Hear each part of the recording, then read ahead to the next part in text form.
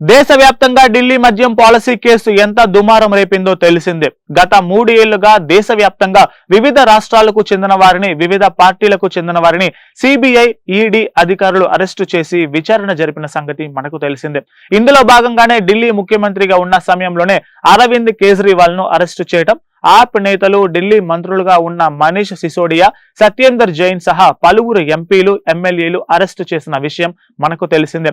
ఇక ఈ Delhi liquor policy కేసులో అరెస్ట్ అయిన దాదాపు అందరికీ బెయిల్ మంజూరు కావడంతో వారంతా జైలు నుంచి బయటకు వచ్చారు. ఈ నేపథ్యంలోనే తాజాగా ఈ ఢిల్లీ మద్యం కుంభకోణం కేసులో కీలక పరిణామం చోటు చేసుకుంది.